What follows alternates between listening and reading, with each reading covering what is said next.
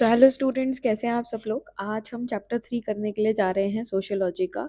ठीक है, तो चलिए इसके साथ स्टे ट्यून्ड रहिए और इसी के साथ में हम शुरू करते हैं। ठीक है, social institution, continuity and change. सबसे पहले तो भाई ये सोशल इंस्टीट्यूशन है क्या। देखो, हम ना सोसाइटी में रहते हैं। ठीक है, तो सोसाइटी में कई सारे लोग होते हैं। अभी सोसाइटी किससे बनी हुई है भाई, लोगों से बनी हुई है। तो अलग अलग तरीके से हमने ग्रुपिंग की हुई है। ठीक है, जैसे अगर मैं रह रही हो तो मेरे ऊपर मेरे क्या होगा, फैमिली भी होगा। मतलब ठीक है, तो ये जो फैमिली है वो एक इंस्टीट्यूट है। मतलब सोसाइटी में रहने वाले ग्रुप्स जो एक तरीके से सेम विचारधारा फॉलो करते हैं, सेम चीजों को फॉलो करते हैं, और sometimes because of same interest जब लोग क्या हो जाते हैं, मिल जाते हैं, तो वो इंस्टीट्यूट कहलाता है। मतलब सोशल इंस्टीट्यूशन, सामाजिक जो एक तरीके से ग्रुपिंग अगर हम बात करें, जैसे कि एक क्लास में आप बैठे हुए हो तो वहां आपका इंटरेस्ट सेम है क्योंकि आपको क्लास 12th पढ़नी है। ठीक है, इसीलिए आप एक इंस्टीट्यूट हो। ठीक है, मैरिज, भाई मैरिज एक इंस्टीट्यूट है क्योंकि दो परिवार कनेक्ट होते हैं। तो ग्रुपिंग, इनमें कैसे चेंज आते हैं, किस तरीके से ये कंटिन्यू हो जा रहे हैं और इनमें चेंजेस कैसे आ रहे हैं, वो सब हमें यहाँ पर पढ़ना है। ठीक है, तो चलिए अभी पढ़ते हैं। ठीक है, तो अगर हम यहाँ पे बात करें तो सबसे पहले हम सारे इंस्टीट्यूशन को यहाँ पे देखेंगे कि अ पॉपुलेशन इज, चलो वेट,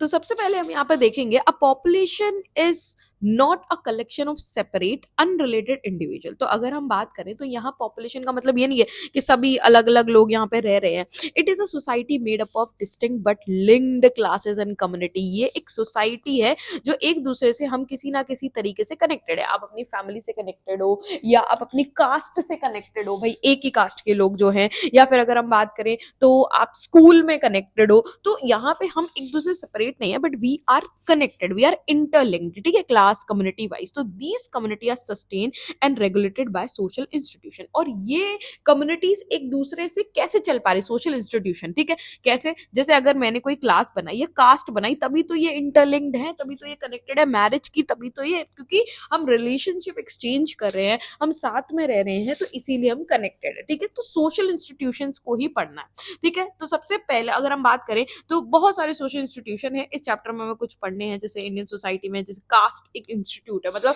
बहुत बड़ी ग्रुपिंग है पीपल की जिससे लोग कनेक्ट रहते हैं, एक रिलेशन में रहते हैं और सोसाइटी चल रही है। ठीक है, वैसे ही ट्राइब, भाई ट्राइब भी और एक फैमिली, ये भी आपका एक कनेक्शन का बहुत बड़ा जो है क्या है, मैटर है। ठीक है, तो इन तीनों सोशल इंस्टीट्यूशन को इंडियन सोसाइटी के पर्सपेक्टिव से हमें पढ़ना है, कैसे कैसे ये अभी भी कंटिन्यू होते जा रहे हैं और क्या क्या इनमें चेंज आ रहे हैं। ठीक है, तो चलिए पहली चीज शुरू करते हैं। तो ठीक है, तो पहले आपको इस चैप्टर में क्या पढ़ना है, सोशल इंस्टीट्यूशन। ये भाई सोशल इंस्टीट्यूशन क्या है। So where in a society जब हम कोई कॉमन गोल शेयर करते हैं, हम इंटरलिंक्ड होते हैं किसी चीज की वजह से, हो सकता है वो कास्ट हो, ठीक है, हम कोई रिलेशन शेयर कर रहे हो, कुछ भी वो कनेक्शन। ठीक है, जिसमें हमें इंडियन सोसाइटी में 3 इंस्टीट्यूशंस को पढ़ना है, किसको, कास्ट, ट्राइब और फैमिली को। चलिए कास्ट से शुरू करते हैं। तो इसको हम 3 पार्ट्स में ही बांटेंगे। ठीक है, 3 पार्ट्स में कैसे बांटेंगे, तो सबसे पहले हमें कास्ट पढ़नी है, तो कास्ट को हम पास्ट में पढ़ेंगे। भाई पास्ट में कैसे, क्योंकि हमें कंटिन्यूटी पढ़नी है ना, कि भाई शुरुआत से कैसे बनी और कैसे अभी तक कंटिन्यू होते हैं, और चेंजेस भी पढ़ने हैं। तो पास्ट पढ़ेंगे, प्रेजेंट पढ़ेंगे और फ्यूचर में अगर थोड़ा बहुत देखने का हुआ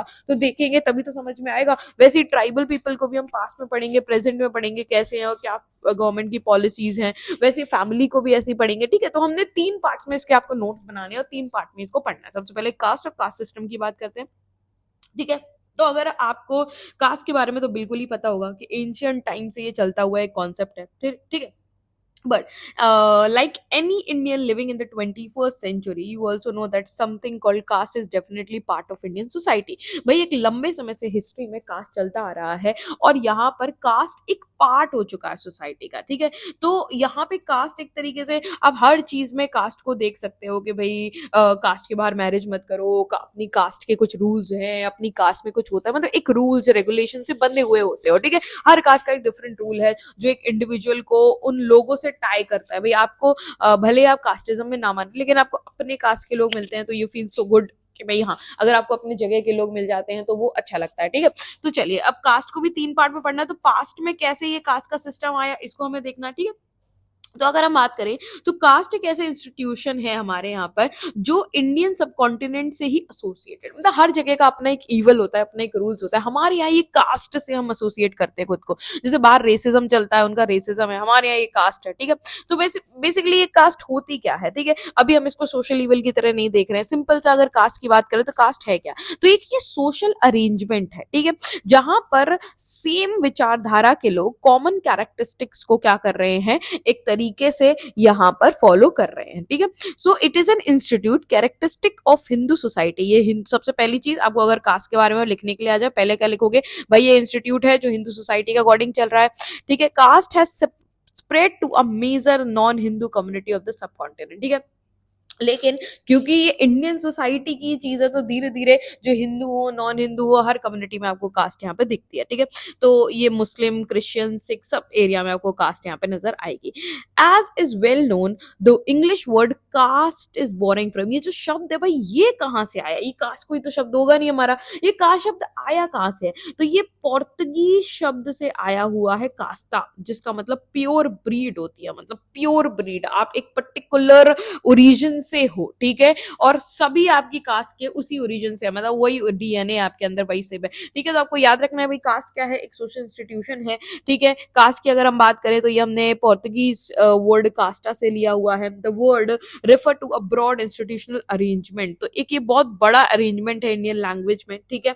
अगर हम बात करें तो कास्ट को अगर हम यहाँ पे रेफर करते हैं तो is referred by two distinct term. देखो कास्ट को इंडियन सोसाइटी में हम वर्ण और जाति से रेफर करते हैं। अब ये वर्ण और जाति क्या है, चलो पहले इसको समझ लेते हैं। तो अगर हम सिंपल सी बात करो कि भाई इंग्लिश वर्ड जो कास्ट आया वो कहाँ से आया, वो पोर्तुगीज वर्ड कास्टा से आया हुआ है, ठीक है। लेकिन अगर इंडियन सोसाइटी में बात करोगे तो ये एक बहुत बड़ा इंस्टीट्यूट है जो मतलब एक तरीके से बहुत लंबे समय से ये चलता हुआ आ रहा है। जैसे अगर हम कास्ट की बात करें तो शुरुआत में हमारे यहाँ वर्ण होते थे।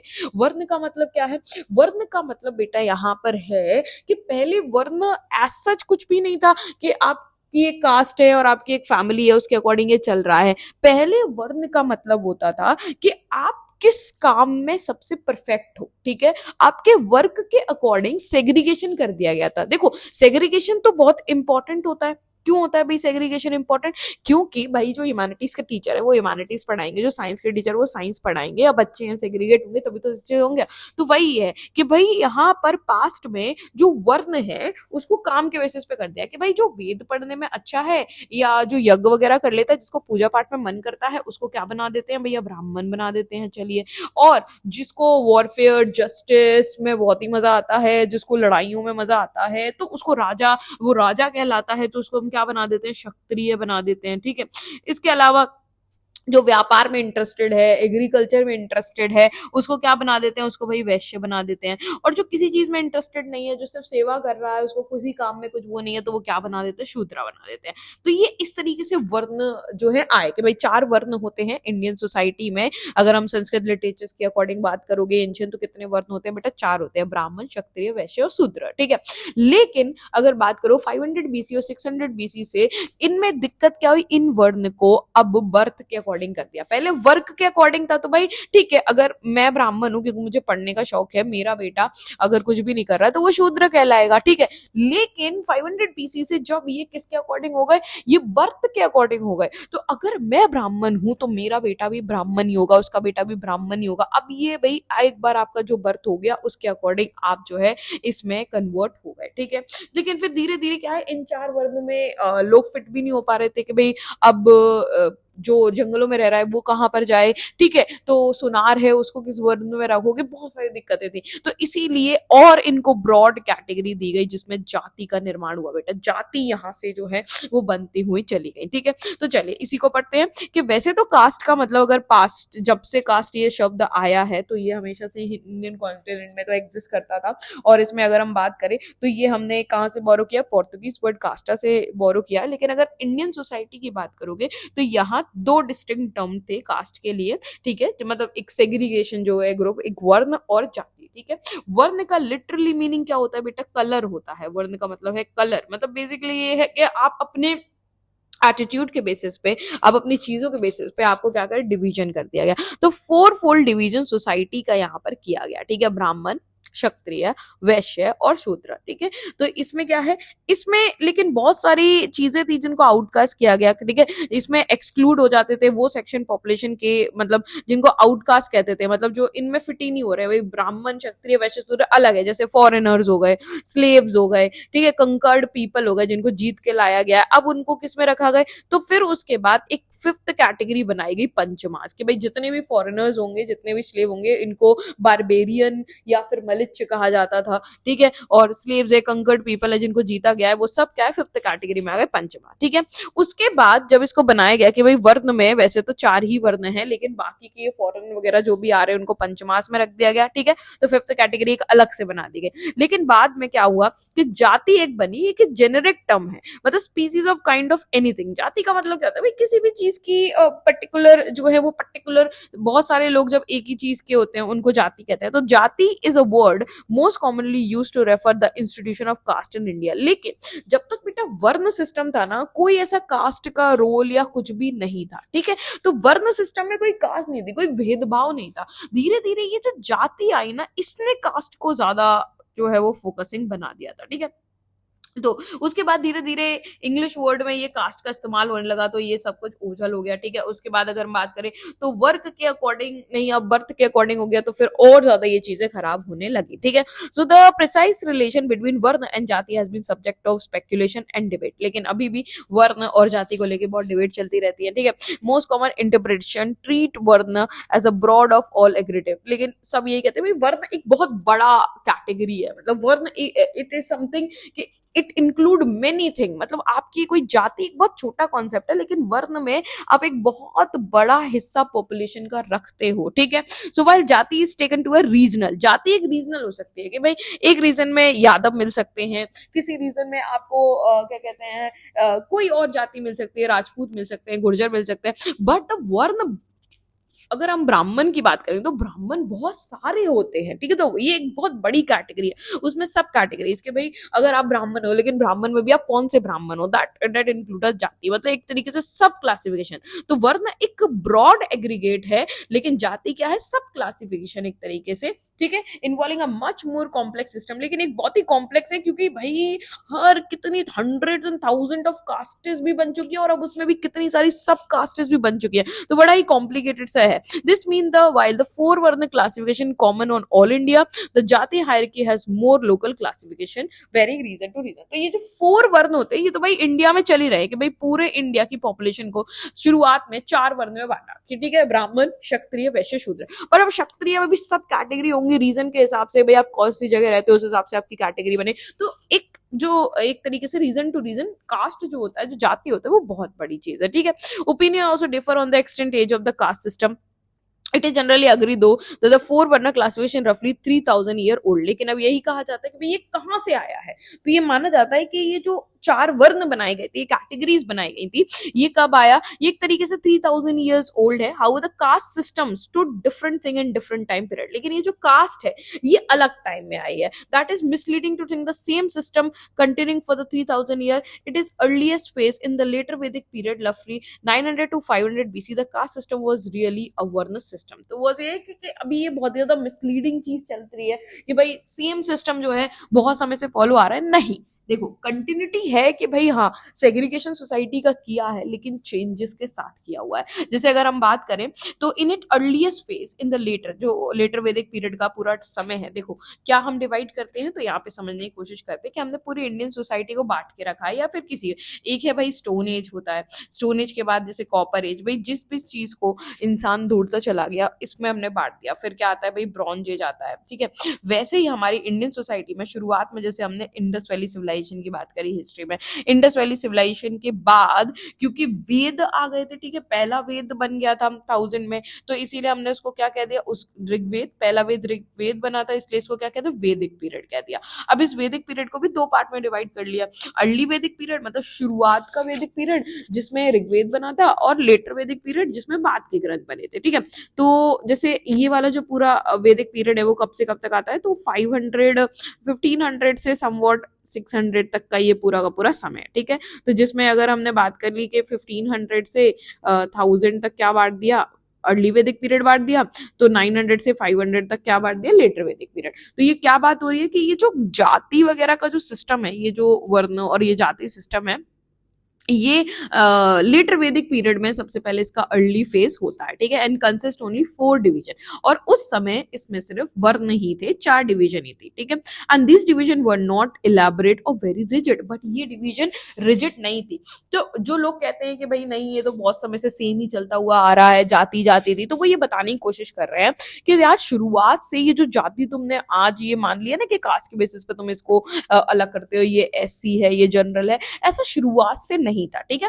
इन सब की शुरुआत अगर मानी जाए तो कब से हुई है, लेटर वैदिक पीरियड। देखो उससे पहले हड़प्पा में तो कोई जाति नहीं थी, ठीक है, और वैदिक पीरियड में भी धीरे धीरे थी। लेटर वैदिक जब और वेद बने, धर्मशास्त्र बने, धर्मसूत्रा बने, तो लेटर वैदिक पीरियड में ये जो है कॉन्सेप्ट का निर्माण हुआ। लेकिन जब ये कॉन्सेप्ट सिर्फ वर्ण था, मतलब इसमें सिर्फ 4 कैटेगरी हुआ करती थी, ठीक है, जैसे कि आपका ब्राह्मण, क्षत्रिय, वैश्य, शूद्र हुआ करता था। लेकिन धीरे धीरे ये क्या है फिर एक्सटेंड हुआ। लेकिन जब ये बना था ना ये सिस्टम लेटर वैदिक पीरियड में, उस समय ये इतना रिजिड सिस्टम नहीं था, and they were not determined by birth. जो मैंने आपको बताया, ये बर्थ से रिलेट नहीं करता था। ये आज सिस्टम खराब हो चुका है, रिजिड हो चुका है कि भाई अगर मेरे पापा ब्राह्मण है तो फिर पूरी पीढ़ी ब्राह्मण ही होगी। पहले ऐसा कोई रिजिड नहीं था और बर्थ के बेसिस पे नहीं था, ठीक है, कैटेगरीज में मूवमेंट चलती रहती थी, ठीक है। तो लेकिन जब ये वैदिक पीरियड खत्म हो गया, मतलब ये पोस्ट वैदिक पीरियड, के भाई वैदिक पीरियड कब खत्म हुआ, 600 बीसी के बाद में कास्ट क्या हो गई भाई, बहुत ज्यादा रिजिड हो गई। और फिर उसके बाद हमने इसको एज सच वो कास्ट वाला टर्म है ना वो दे दिया। भाई इससे पहले तो वो वर्ना ही था जो चेंज होता रहता था, लेकिन अब चेंजेस होना पॉसिबल नहीं था। The most commonly cited defining feature of caste, तो ये कास्ट क्या होती है, देखो अब एक कास्ट को डिफाइन किया जाएगा, क्योंकि बेटा वर्ण वाज नॉट रिजिड, वर्ण 4 थे, कोई रिजिडिटी नहीं थी। लेकिन अब कास्ट अगर आपसे पूछा जाएगा भाई कास्ट क्या है, तो कास्ट वो चीज बन गई जो डिटरमाइन की जाती है बाय बर्थ, ठीक है। आप जो भी मतलब जो आपके पेरेंट्स होंगे आपके बर्थ पे, वही आपकी कास्ट होगी। A child is born into the caste is his parents, कि भाई जो उसके पेरेंट्स की कास्ट होगी वही उसकी कास्ट होगी। And caste is never matter of choice, और कास्ट का कोई क्योस नहीं होना चाहिए। One can never change one caste, और कास्ट कभी चेंज नहीं होगी, आप इसको छोड़ भी नहीं सकते। And choose not to join it, और ऐसा नहीं है कि आप मतलब ये आपके हाथ में है ही नहीं है। Where a person may be expelled from the caste, उसको कास्ट से निकाला जा सकता है। तो व्हाट इज कास्ट, जो बर्थ के बेसिस पे उसको चेंज नहीं किया जाए। व्हाट इज वर्ण, तो वर्ण लाइक अगर हम लेटर वैदिक पीरियड जब ये शुरुआत हुई थी, तो वर्ण क्या थे भाई, जिनमें रिजिडिटी नहीं थी, ठीक है। तो ये व्हाट इज कास्ट, ये कास्ट के फीचर है, इसको आपको याद रखना है कि भाई एक कास्ट किसको कहेंगे, जो बर्थ के बेसिस पर डिटरमाइन किया हो, जो आपके हाथ में नहीं हो, आप छोड़ नहीं सकते भाई, जो आपको मिली है वो आपको लेनी पड़ेगी। And member in a caste involve strict rule, और जो भी मेंबर होंगे उस कास्ट के उनको कुछ स्ट्रिक्ट रूल मानने पड़ेंगे। ये फीचर है कास्ट के, भाई ये वर्ण के फीचर नहीं है, वर्ण वाज नॉट रिजिड, कास्ट के फीचर है। भाई कास्ट के फीचर लिखने का है कि कास्ट के अंदर क्या क्या करना पड़ेगा, तो पहले बात तो ये बर्थ के अकॉर्डिंग होती है, आप इसको चूज नहीं करते।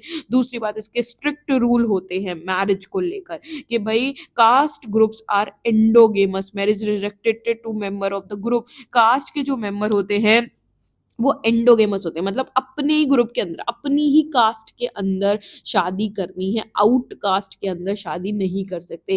Cast member also involve rule about food, और हर कास्ट मेंबर्स के अपने रूल होते हैं फूड के। भाई ब्राह्मण्स में बहुत सारी कास्ट होती है जैसे, तो ये सब क्या करेंगे भाई, हमें नहीं खाना है, हम मीट नहीं खाएंगे। जाट वगैरह होते हैं भाई, दे वांट टू ईट, तो ऐसा नहीं है भाई, उनमें भी बहुत सारी कैटेगरी होता है। तो हर कास्ट के जो होते हैं वो रूल्स होते हैं फूड शेयरिंग को लेके, व्हाट काइंड ऑफ फूड मे और मे नॉट बी ईटन, ये प्रिस्क्राइब होता है हर कास्ट में। And who one may share food is also specified, कि भाई किसके साथ आप शेयर कर सकते हो फूड, ये भी स्पेसिफाइड है। कास्ट इन्वॉल्व सिस्टम, तो देखो इन सब चीजों की वजह से ही जब ये रिजिड रूल आ गए ना, और इसी ने वर्ण को जाति से जो है वो कास्ट से अलग कर दिया, और यही जो कास्ट सिस्टम है यही सोसाइटी के लिए खराब हुआ। Then caste involve system of consisting of many caste arrange in a hierarchy. जो कास्ट होता है उसमें एक सिस्टम होता है, ठीक है, बहुत सारी कास्ट होती है हायरार्की में, रैंक के हिसाब से, स्टेटस के हिसाब से, ठीक है, सब उसके भी सब कास्ट होती है, हम ऊंचे ब्राह्मण, हम नीचे ब्राह्मण, ऐसा वैसा, मतलब बहुत सारी चीजें इसमें होती हैं।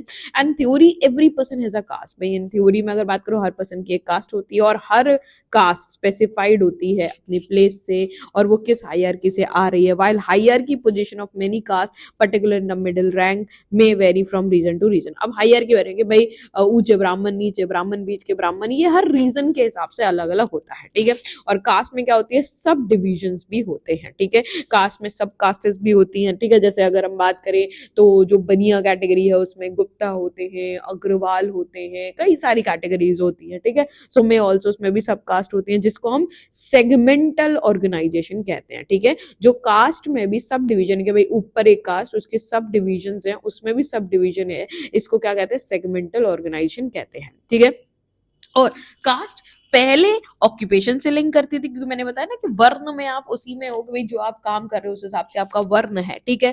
लेकिन बाद में a person born into a caste could only practice फिर क्या हो गया, क्योंकि ये रिजिड हो गई तो एक जो पर्सन है जो एक कास्ट में है फिर वो वही ऑक्यूपेशन कर सकता है, उसके अलावा वो कुछ भी नहीं कर सकता। और फिर वो बाद में जनरेशन टू जनरेशन पास होने लगा। तो these were the features of a caste कि भाई कास्ट क्या होगी, जो बर्थ के अकॉर्डिंग डिटरमाइन होंगे, जिसके स्ट्रिक्ट रूल होंगे खाने से लेके सब कुछ के, ठीक है। उसके साथ में अगर हम बात करेंगे तो वो जो कास्ट है वो एक हायरार्की में होगी, भाई ऊपर से लेके नीचे तक आपकी रैंक स्टेटस होगा कास्ट में, वो उसकी सब डिविजन्स होंगी जिनको हम सेगमेंटल ऑर्गेनाइजेशन कहेंगे। और हर कास्ट में भाई ऑक्यूपेशन कास्ट के अकॉर्डिंगली डिसाइडेड होगा, ठीक है। और अगर हम बात करें कि जो ऑक्यूपेशन है उस कास्ट को उसमें ही करना पड़ेगा काम, ठीक है, वो दूसरे में एंटर नहीं हो सकता। ये जो फीचर्स रूल्स हैं ये एंशियंट जो स्क्रिप्चर ट्रेडिशंस टेक्स्ट हैं उनमें क्या है दिए गए हैं। Since this prescription were not always practised we cannot say to what extent these rules actually determine the empirical reality of caste, ठीक है। तो बेसिकली ऐसा नहीं है कि हर कोई बहुत समय से ये फॉलो कर ही रहा है, देखो एक तरीके से कहीं ना कहीं ये फॉलो होते हैं पर पूरी तरीके से नहीं हो रहे, तो हम एकदम से नहीं कह सकते कि भाई एक मतलब एक पर्टिकुलर ही वो फॉलो करने पड़ेंगे, यही रियलिटी है। It's concrete meaning of people living at that time, लेकिन बस ये मीनिंग था कि भाई जो लोग जैसे रह रहे हैं उस हिसाब से उनको अपनी कास्ट के अकॉर्डिंग ही रहना पड़ेगा, ठीक है, जिसमें बहुत सारे रिस्ट्रिक्शंस थे, बहुत कुछ थे। It's also clear from the historical evidence caste was a very unequal institution. लेकिन ये जब हम देखते हैं भाई एक कास्ट के ये काम है, दूसरी कास्ट के ये काम है, तो इससे यही समझ में आता है कि बहुत ही अनइक्वल इंस्टीट्यूशन है। सम कास्ट बेनिफिट, बहुत सारी कास्ट को ज्यादा बेनिफिट है और कुछ कास्ट को कोई बेनिफिट है ही नहीं, ठीक है। अब ये धीरे धीरे मोस्ट इंपॉर्टेंस में क्या है, once caste become rigidly determined birth it was principally impossible for person to change their circumstances. अच्छा पहले क्या होता था, वर्ण में आपको रख दिया गया है कि भाई अगर कोई राजा वाले काम कर रहा है तो वो क्षत्रिय है, कोई वैश्य, कोई शूद्र है, लेकिन आपके चेंज आप अपना स्टेटस कर सकते थे। कैसे कर सकते थे, अगर आप अपने वर्ग में चेंज कर लो। लेकिन जब से ये रिजिड हुआ और बर्थ के अकॉर्डिंग हो गया फिर तो एक व्यक्ति अपने लूप से निकल ही नहीं सकता। भाई वो फिर अगर वो गरीब है, ठीक है, वो शूद्रा है, वो गरीब है, वो नीचे कास्ट में आता है, ऐसे में आता है, तो उसका फिर क्या हो जाएगा, उसका स्टेटस हमेशा लो ही रहेगा क्योंकि वो हाई स्टेटस में जंप ही नहीं कर पाएगा और हाई कास्ट हमेशा हाई कास्ट रहेगी। तो एक तरीके से ये सिस्टम जब रिजिड हुआ तो बहुत ज्यादा खराब हो गया, ठीक है। आज जो हम सिस्टम देखते हैं वो ये रिजिडिटी को ही बताता है, ठीक है। तो इसीलिए कास्ट को खराब बोला जाता है। शुरुआत में बस एक जब काम के अकॉर्डिंग रखा गया था तो वो कोई खराब सिस्टम नहीं था, वो जस्ट एक सोसाइटी को सेग्रीगेट अच्छे से चलाने के लिए था, ठीक है। Theoretically caste system can be understood as combination of two set of principle. तो अगर थियोरेटिकली कास्ट को समझना है तो ये कॉम्बिनेशन है दो सेट ऑफ प्रिंसिपल का, एक डिफरेंस पे बेस्ड है, difference and separation, and other holism and hierarchy पे बेस्ड है, ठीक है। कैसे कि भाई each caste is suppose to be different, ठीक है, हर कास्ट एक दूसरे से डिफरेंट है एंड स्ट्रिक्टली सेपरेटेड भी है, ठीक है, हर कास्ट एक दूसरे से डिफरेंट और सेपरेटेड है। तो पहला प्रिंसिपल है डिफरेंस एंड सेपरेशन का और दूसरा है कि भाई दूसरा है होलिज्म एंड हायरार्की का, ठीक है।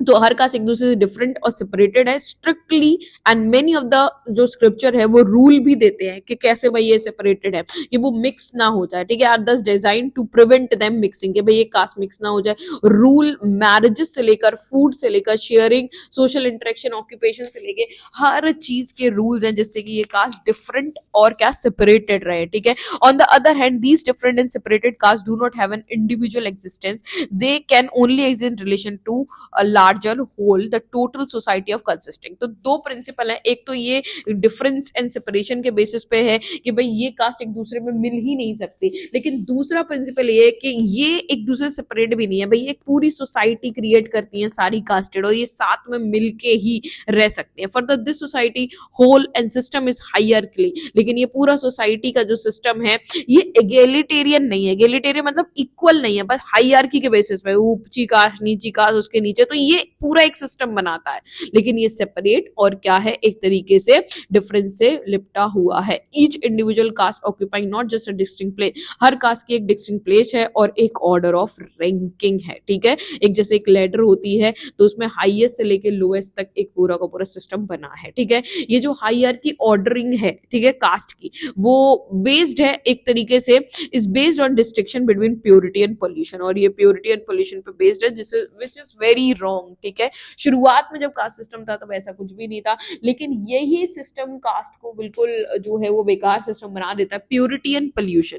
भाई ये डिवीजन कैसे किया गया है, रिचुअल्स के बेसिस पे, कि this division between something believe to be closer to sacred, जो भी अगर ऐसे पूजने लायक है, सेक्रेड है, ठीक है, रिचुअल प्योरिटी रखता है, तो वो प्योर कास्ट है, ठीक है। समथिंग बिलीव टू बी, जो अपोज्ड है इस सेक्रेड से, वो पल्यूटिंग है। इसका मतलब क्या है कि जो अपर कास्टेज है वो सारी प्योर है, भगवान से क्लोज हो सकती है, पूजा कर सकती है, हाई स्टेटस है उनका, और जो कास्ट लो कास्ट है वो कौन है, वो पल्यूटेड है, इसीलिए वो हमेशा से उनको लो स्टेटस रखा गया, और वो इतने सालों से इस लो स्टेटस में ही पिसते हुए आई थी, ठीक है। And finally caste not only unequal, caste सिर्फ अनइक्वल नहीं है रिलीजन के टर्म पे, लेकिन इनको एक तरीके से नॉन कंपीटिंग भी रखा गया। भाई दूसरे ग्रुप्स के साथ ही कंपीट नहीं कर सकते, भाई कोई अगर सोशल कैटेगरी में सबसे नीचे आ रहा है, शूद्रा, तो भाई वो तो ना पानी पी सकता है कहीं से, ना वो उनमें कंपीट कर सकता है, ना वो कहीं जा सकता है, ना आ सकता है, तो एक पूरा सिस्टम जो एक तरीके से खराब करके रख दिया। और हर जो कास्ट है उसकी खुद की प्लेस है, वो दूसरी कास्ट की प्लेस नहीं ले सकती है, since caste is linked with occupation और सिस्टम, ठीक है, the division of labour observe the principle allowed no mobility. तो बेसिकली ये कास्ट डिवाइडेड है, तो इसमें मोबिलिटी अलाउड ही नहीं, आप एक जगह से दूसरी जगह नहीं हो सकते। इसलिए आज का जो रिजर्वेशन है वो रिजर्वेशन इसलिए दिया गया था कि कई हजारों सालों से ये जो सिस्टम है वो ऐसा ही रहा है कि भाई अपर कास्ट है उन्हीं को सारे प्रिविलेजेस मिले और लोअर कास्ट को कई लंबे समय से प्रिविलेजेस नहीं मिले, इसलिए थोड़ा रिजर्वेशन देके उनके लेवल को बढ़ाने की कोशिश की गई, ठीक है। सो यहाँ पे अगर हम बात करें कॉलोनियलिज्म एंड कास्ट की, ठीक है, अब हमने क्या बात की कि हमें वही कंटिन्यूटी एंड चेंज की बात करना है। तो भाई शुरुआत कैसे हुई, कंटिन्यू कहां से हुआ, हमने पास्ट पढ़ा, तो अब फिर उसके बाद उसी पास्ट में हम थोड़ा और आगे बढ़े कि चेंजेस कहाँ कहाँ पे आए, ठीक है। तो एंशियंट टाइम, ठीक है, हमें तीनों टाइम में पढ़े, वही एंशियंट टाइम, मिडाइवल टाइम और मॉडर्न टाइम में कैसे कैसे कास्ट अलग हुई। तो जब कास्ट सिस्टम अब इस तरीके से वर्ण से शुरुआत हुई, फिर कास्ट बनी, लेकिन जब ब्रिटिशर्स हमारे यहाँ पे आ गए थे, कॉलोनियलिज्म हमारे यहाँ पे आ गया था, तब कास्ट का क्या रोल था और क्या सिस्टम था वो अब हमें देखना है। तो अगर हम एंशियंट पास्ट से कंपेयर करें तो हिस्ट्री 3 पार्ट में ही तो डिवाइडेड है, एक एंशियंट हिस्ट्री है जो हमारी हिस्ट्री है, मॉडर्न हिस्ट्री जिसमें यूरोपियंस हमारे यहाँ पे आ गए थे, ठीक है। सो यहाँ पे अगर हम देखें, if modern history is taken to begin with the 19th century, कि अगर हम मॉडर्न हिस्ट्री को 19th सेंचुरी से शुरू करें, then the Indian independence in 1947 offer a natural dividing between colonial period, ठीक है, and the post independence period, ठीक है। तो अगर हम मॉडर्न हिस्ट्री को शुरुआत करते हैं 1900 से, तो 1947 के आजादी से पहले और बाद के टाइम को हम बांट सकते हैं, ठीक है। आजादी से पहले का मतलब 1800 से, ठीक है, जैसे 1800 से जब से ब्रिटिशर्स ने हम पे ढंग से रूल करना शुरू किया, 1947 तक हमने उसको क्या कह दिया, उसको हमने पीरियड में कॉलोनियल पीरियड में डिवाइड कर दिया कि भाई कॉलोनियल पीरियड है ये, हमारे ऊपर किसका रूल है, हमारे ऊपर ब्रिटिशर्स का यहाँ पर रूल है। तो बेसिकली क्या कहने की कोशिश कर रहे हैं कि हमें कास्ट को 3 तरीके से देखना है। जैसे हिस्ट्री हमारे 3 पार्ट में डिवाइडेड है, एक होती है बेटा एंशियंट हिस्ट्री जिसमें एक तरीके से 600 BCE तक का इतिहास होता है, ठीक है, एक होती है मिडाइवल हिस्ट्री, ठीक है, जिसमें 600 BC के बाद से टिल ब्रिटिशर्स हमारे यहाँ पे आ गए थे तब तक का इतिहास है, और एक मॉडर्न हिस्ट्री है जब ब्रिटिशर्स ने हम पे रूल करना शुरू कर दिया था। पर इस मॉडर्न हिस्ट्री में भी 2 पार्ट हैं, जैसे कि एक ऐसा पार्ट है जहां ब्रिटिशर्स थे और एक ऐसा पार्ट है जब हम इंडिपेंडेंट हो गए, वो भी तो मॉडर्न ही कहलाएगा भाई, आज की जो भी काम चल रहा है वो भी तो मॉडर्न हिस्ट्री कहलाएगा। तो मॉडर्न हिस्ट्री को ऐसे डिवाइड कर दिया गया कि भाई मॉडर्न हिस्ट्री को 2 पीरियड में डिवाइड कर दो, 1800 से लेकर 1947 जब तक हम आजाद नहीं हुए थे, ये ब्रिटिश कॉलोनियल पीरियड है, और 1947 से टिल नाउ ये क्या है भाई, पोस्ट इंडिपेंडेंस पीरियड है, ठीक है। तो हमें कॉलोनियल पीरियड में ही कास्टिज्म को देखना है, ठीक है, कि भाई कास्ट का पूरा जो सिस्टम है कैसे बना। तो इसमें यही बताया गया कि जो प्रेजेंट फॉर्म, जो आज हम जो भी कास्ट का इंस्टीट्यूट हमारे यहाँ पे देख रहे हैं ना, ये सब कॉलोनियल पीरियड और उसके साथ में जितने भी इंडिपेंडेंस तक चेंज आए ना, उन सब की देन है, वही सब हम आज जो है सब कुछ यहाँ पे देख रहे होते हैं, ठीक है। तो scholars have argued that all major institution and specially institution of caste underwent major changes during colonial period. तो बेसिकली यही बन गया कि एंशियंट में जो कास्ट बन गई वो बन गई, लेकिन जब ब्रिटिशर्स ने हम पे रूल करना शुरू कर दिया उसके बाद से बहुत सारे चेंजेस कास्ट सिस्टम में आए जो आज हम फॉलो कर रहे हैं। क्योंकि देखो ब्रिटिशर्स ने एक लंबे समय हम पे रूल किया है, तो उन्होंने हमारे रूल्स बनाए, रेगुलेशन बनाए, हमारी हिंदी हिंदी नहीं है, स्कूल स्टेशन जैसे वर्ड ये सब क्या है, इंग्लिश है जो हम बोलते हैं रोजमर्रा की भाषा में, हमारे कपड़े वैसे नहीं, क्योंकि ब्रिटिशर्स ने हमारी कई चीजों को इन्फ्लुएंस किया। तो हमारी कास्ट के सिस्टम को भी यहाँ ब्रिटिशर्स ने इन्फ्लुएंस यहाँ पे किया। तो बहुत सारी चीजें, बहुत सारी बदलाव कॉलोनियल पीरियड में आए, क्योंकि हमारे खुद के लोग भी इंग्लिश पढ़ने लगे थे, जानने लगे थे, तो उन्होंने कई सारे रिवॉल्ट किए कास्ट को लेकर। तो ब्रिटिशर्स के पीरियड में बहुत सारे बदलाव हमारे यहाँ आए, वही हम आज के अपने कास्ट सिस्टम में देखते हैं, ठीक है। तो हमारे कुछ स्कॉलर्स ये कहते हैं कि we know today as a caste, वो सिर्फ कॉलोनियलिज्म का ही प्रोडक्ट है, ठीक है। तो बेसिकली ब्रिटिशर बोलते हैं कि जो एंशियंट हिस्ट्री में हमने कास्ट बनाई थी उससे ज्यादा कॉलोनियल पीरियड में जो कास्ट के ऊपर हुआ है वही आज का प्रोडक्ट है, ना कि एंशियंट हिस्ट्री वाला। So not all the changes brought about a tent और डेलिब्रेट, ऐसा नहीं है कि सारी चेंजेस जरूरी थे, ठीक है, डेलिब्रेट थे, लेकिन धीरे धीरे ब्रिटिशर्स ने भी कॉम्प्लेक्सिटीज को समझना शुरू किया कास्ट की, और उन्होंने एफर्ट लगाए कि वो सीखें जिससे वो इस कंट्री को अच्छे से गवर्न कर सके, ठीक है। Some of this effort took the shape of very methodical and intensive survey. तो कुछ और एफर्ट जो है वो बहुत इंटेंस सर्वे किया गया, रिपोर्ट्स निकाले गए, कस्टम्स को देखा गया, ट्राइबल पीपल, कास्ट सबको देखा गया, and many British administrative official were also amateur ethnologist and to great interest in pursuing such survey and studies। और बहुत सारे जितने भी ब्रिटिशर्स थे वो उनको बहुत ज्यादा इंटरेस्ट था कि भाई ये पूरा का पूरा कास्ट सिस्टम को वो देखें। तो पहले तो भाई उनका मेन मतलब क्या था कि उनको रूल करना है, ठीक है, पहली तो चीज यही थी कि भैया उनको रूल करना है, लेकिन बाद में उनका इंटरेस्ट भी इसमें बहुत ज्यादा जागा कि भाई इतनी डाइवर्सिटी कास्ट को लेके आखिर ये है क्या, ठीक है। So basically ethnologist का मतलब क्या होता है, a social scientist who study and compare different human culture, ठीक है, जो different यहाँ पे human culture वगैरह को देखते हैं, ठीक है, relationship वगैरह उसको देखते हैं, उनको हम क्या कहते हैं, ethnologist कहते हैं, ठीक है। चलिए, so but by far the most important official effort to collect information on caste was through census। लेकिन ये कास्ट के बारे में सबसे ज्यादा इंपॉर्टेंटली जहां से इंफॉर्मेशन कलेक्ट होती है बेटा वो है सेंसस। सेंसस मतलब जनगणना। आज भी अगर गवर्नमेंट को कोई रूल बनाना है, गवर्नमेंट को कोई पॉलिसी बनानी है, हॉस्पिटल खोलनी है, कहीं जॉब अपॉर्चुनिटी लेनी है, वो सेंसस जनगणना के थ्रू ही होता है। क्योंकि देखो जनगणना से पता चलता है कि पर्टिकुलर एरिया में किस टाइप के लोग रह रहे हैं, तो फिर उस टाइप की चीजें करेंगे ना भाई। अगर बूढ़े रह रहे हैं तो हेल्थ फैसिलिटीज बनाओ, और अगर बहुत ज्यादा जवान रह रहे हैं तो उसी तरीके की फैसिलिटी बनाओ। कौन सी कास्ट रह रही है, क्या रह रही है। तो ब्रिटिशर्स ने जब सर्वे करवाए ना पहली बार, मतलब पूरा का पूरा सेंसस जनगणना करवाई, तो उससे एक बहुत ही इंफॉर्मेटिव चीज पता चली और एक ऑफिशियल डेटा मिला हमें, ठीक है। तो फर्स्ट जो सेंसस थे वो 1860s में हुए थे, and the census became regularly 10 year exercise. और ये जो हमारे यहाँ हर 10 साल में जनगणना होती है वो सब किसकी वजह से हो रही है, ब्रिटिशर्स की वजह से ही शुरू हुई। क्योंकि पहला सेंसस 1860s में हुआ था, और तब से ये 10 ईयर की प्रोसेस हो गई कि हर 10 साल में होगा। तो ये ब्रिटिश गवर्नमेंट ने करवाना शुरू किया था 1881 से, ठीक है। 1881 ऑनवर्ड से ये 10 साल की प्रक्रिया हो गई, ठीक है। So basically first census 1860s में शुरू हुए, ठीक है, फर्स्ट बिगिन हुए। लेकिन जो सेंसस हैं वो 10 साल की प्रोसेस कब से हो गई, तो ये 1881 से हो गई, ठीक है। तो याद रखना, सेंसस शुरुआत 1860, 10 साल की प्रोसेस 1881, एंड 1901 के जो सेंसस थे वो किसके अंदर हुए थे, डायरेक्शन ऑफ हर्बर्ट राइसली के अंदर हुए थे। वो पर्टिकुलरली इंपॉर्टेंट है because it sought to collect information on social hierarchy of caste. क्योंकि उन्होंने सोशल हायरार्की देखा था कि भाई समाज में ये जो कास्ट की हायरार्की है, ऊपर से नीचे तक की हायरार्की है, इसका क्या मतलब है कि भाई सोशल ऑर्डर को पर्टिकुलर रीजन के हिसाब से उन्होंने समझने की यहाँ पे कोशिश की थी। पोजीशंस को देखा था, रैंक के ऑर्डर को देखा था, ठीक है। it had a huge impact on social perception of caste and hundred of petition।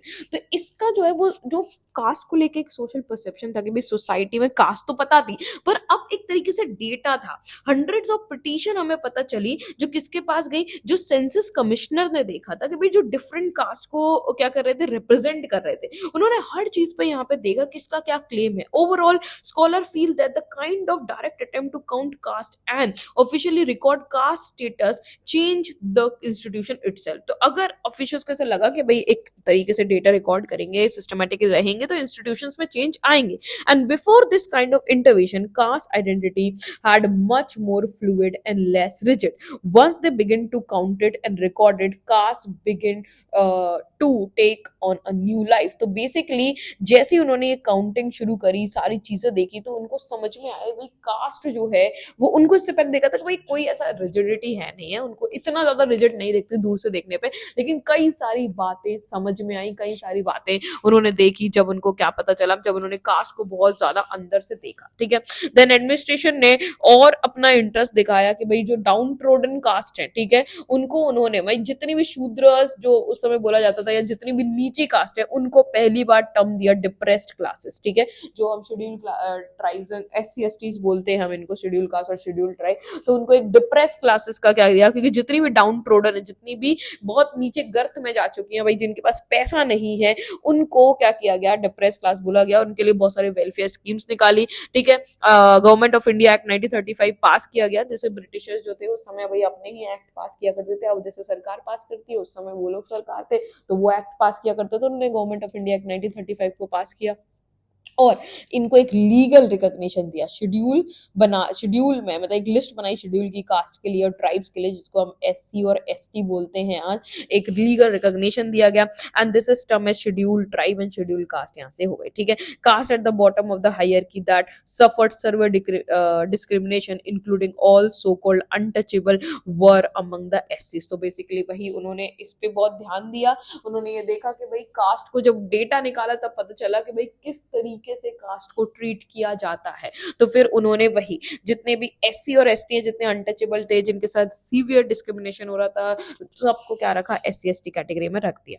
तो कॉलोनियलिज्म बहुत सारे मेजर चेंज जो है वो कास्ट में यहाँ पर लेके आते हैं। ठीक है, perhaps it would be more accurate to say the institution of caste underwent fundamental change during colonial period. तो कॉलोनियल पीरियड के समय जो कास्ट का सिस्टम है जो ऊपर से चला आ रहा था, उसमें कई सारे चेंजेस आए, नॉट जस्ट इंडिया बट अगर हम बात करें कई सारे चेंजेस जो है वो इस पीरियड में कई सारी जगह पे आए, क्योंकि देखो कैपिटलिज्म भी फैल रहा था, तो सिर्फ ब्रिटिशर्स की बात नहीं है, धीरे धीरे जब कैपिटलिज्म फैलने लगा, कैपिटलिज्म का मतलब क्या होता है कि one who believe in private property और प्रॉफिट, तो फिर पैसा सब कुछ होने लगा। जैसे बड़े बड़े शहरों में भी जाओगे, वहाँ कास्ट से किसी को कोई मतलब नहीं है, क्योंकि पैसा जरूरी है, कमाई जरूरी है। ठीक है, और मॉडर्निटी फैलने लगी, तो वैसे ही कास्ट में बहुत सारे चेंजेस यहाँ पे देखने को मिलते हैं। ठीक है, अब हम कास्ट एंड प्रेजेंट की बात करते हैं कि भाई आज की डेट में कास्ट का क्या हाल है, किस तरीके से कास्ट जो है यहाँ पे वर्क कर रही है। तो देखो, Indian independence in 1947 marked a big, ultimately only partial break with colonial rule। अगर हम बात करें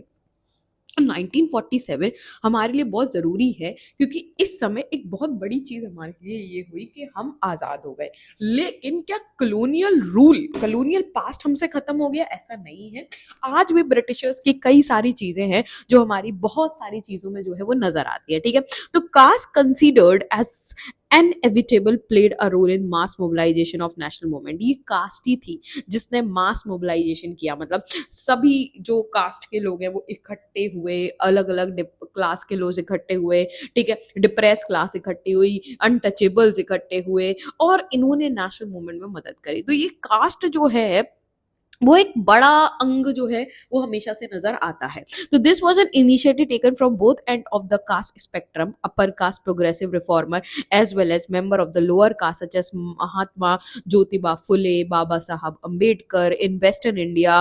ठीक है, अंकली, श्री नारायण गुरु एंड इथ्योनिदास इन पेरियार। तो बेसिकली अगर हम यहाँ पर बात करें तो यहाँ पर जो कास्ट है उसने एक बहुत बड़ा रोल जो है वो यहाँ पर निभाया आया है, क्योंकि कास्ट वाइज ही लोग देखो, चाहे अपर कास्ट हो चाहे वो लोअर कास्ट हो, ठीक है, दोनों से ही लोग उठ के आए और उन्होंने क्या रखी, बातें रखी, ठीक है। और अगर हम बात करें बोथ महात्मा गांधी, ठीक है, and Baba Saheb Ambedkar begin organising protest against untouchability, even untouchability, देखो कास्ट के लोगों ने ही मिलके जो कास्ट की ईवल्स हैं उनके खिलाफ यहाँ पर क्या किया, मोर्चा निकाला, आंदोलन किया, ठीक है। Anti untouchability programme became significant and even ये महात्मा गांधी और बाबा साहब अम्बेडकर ने मिलके जो अनटचेबल्स के खिलाफ का जो मतलब एक तरीके से कि एंटी अनटचेबल, कि भाई जो लोग आपको समझ रहे हैं कि आपको छुआ नहीं जा सकता, आपसे दूर रहो, उनके खिलाफ एक प्रोग्राम निकाला जिससे कि इंडिपेंडेंस के बाद एटलीस्ट ये जो कास्ट है वो देखने को नहीं मिले,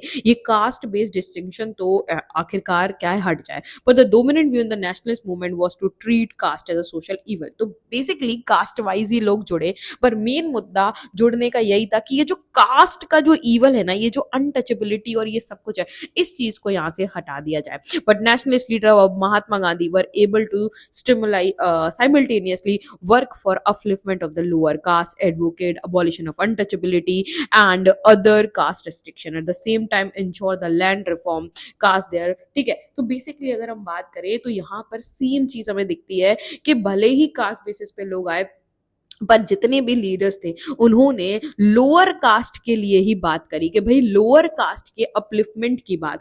अब उन्होंने एडवोकेट मतलब क्या साथ दिया कि अनटचेबिलिटी को खत्म करना चाहिए और कास्ट पे जितने रेस्ट्रिक्शन है वो हटने चाहिए।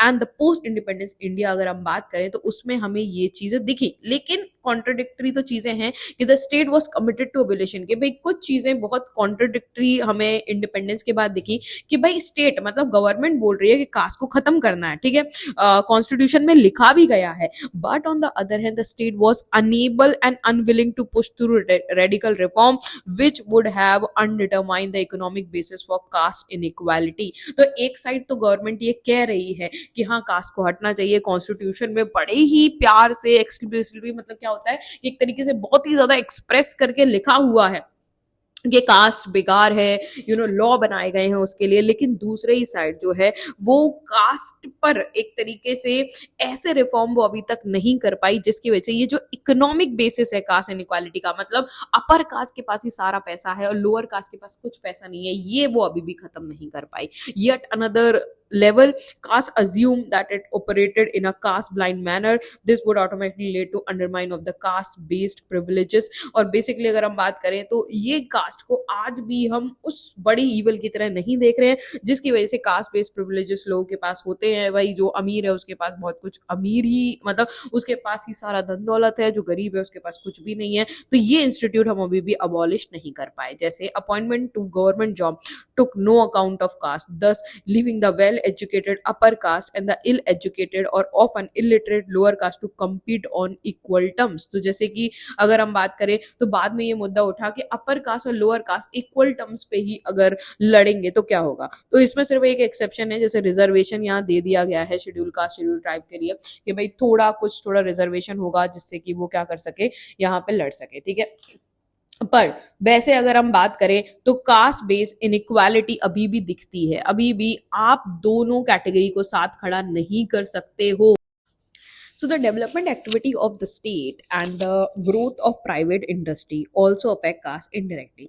लेकिन ऐसा नहीं है कि सिर्फ सब नेगेटिव ही चीजें होती हैं, कि अगर जितना डेवलपमेंट होता है, जैसे जितना प्राइवेटाइजेशन बढ़ता चला जाता है, जितना अगर हम बात करें जॉब अपॉर्चुनिटी और चीजें बढ़ती चली जाती हैं, डेवलपमेंट बढ़ता चला जाता है, वैसे ही कास्ट पे इफेक्ट आता है, ठीक है। Speeding up and intensification of the economic change की वजह से कैसे modern industry create all kind of new job, क्योंकि देखो मॉडर्न इंडस्ट्री होंगी तो जैसे कोई इंडस्ट्री बनी उसमें जॉब है तो वो सबके लिए जॉब है, अब वहां पे क्या कास्ट देखी जाएगी, तो सब आते हैं। तो एक तरीके से कास्ट वाली चीजें यहाँ पर आपको डिमिनिश होती हुई नजर आती हैं जब बहुत ज्यादा डेवलपमेंट या एडवांसमेंट हो जाती है, ठीक है। तो वहां कोई कास्ट रूल तो नहीं होता। अर्बनाइजेशन जैसे जितना भी शहर बढ़ते चले जा रहे हैं, ठीक है, लिविंग लोगों का बढ़ता चला जा रहा है, अरे भैया वो सबसे इंटरेक्ट करते हैं, ठीक है। जैसे जैसे अगर हम बात करें एजुकेशन बढ़ती चली जाती है, वैसे वैसे आइडियाज बढ़ते चले जाते हैं, लोग उस कास्ट कास्ट प्रैक्टिस से जो है उनको छोड़ते हुए चले जाते हैं। On the other hand was remarkable how resilient caste prove to B.